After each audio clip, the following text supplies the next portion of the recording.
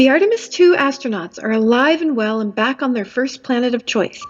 At least I presume Earth would be any human's first planet of choice, but perhaps in the future that will change.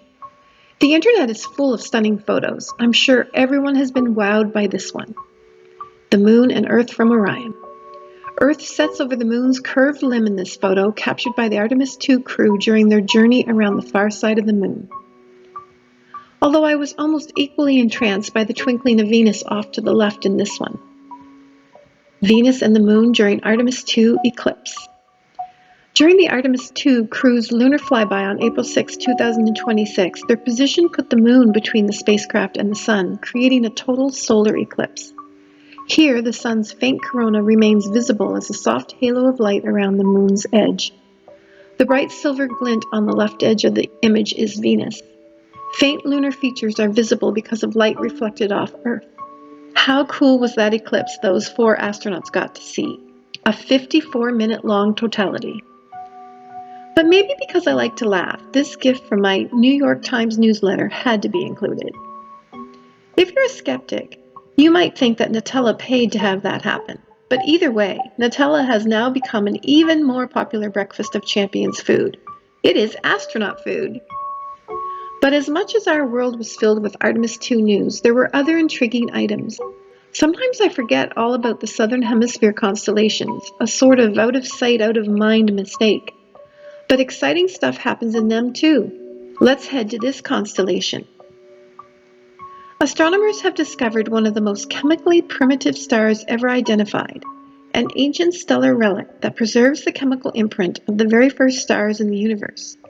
This star, named PicII-503, resides in the tiny ultra-faint dwarf galaxy Pictor-2, which resides in the constellation Pictor, the Artist's Easel.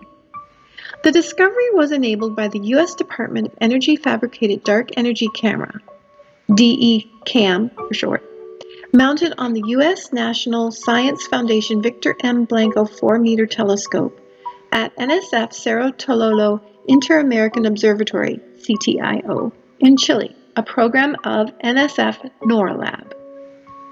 PicII-503 is like a time capsule. It is the first unambiguous example of a second-generation star in an ultra-faint dwarf galaxy. It was uncovered in data from the DECAM, MAGIC stands for Mapping the Ancient Galaxy in the CAHK survey, a 54-night observing program designed to identify the oldest and most chemically primitive stars in the Milky Way and its dwarf galaxy. By combining data from MAGIC, the Magellan BAD telescope, and ESO's Very Large Telescope, the team found that PicII-503 has the lowest iron and calcium abundances ever measured outside of the Milky Way. This paucity of iron and calcium makes it the first object that clearly preserves enrichment from the first stars in a relic dwarf galaxy. So why do low amounts of iron and calcium indicate the star is primitive?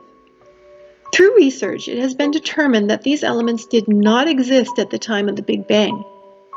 So a lack of them means the star was formed very early on, or at least without incorporating the remains of other stars.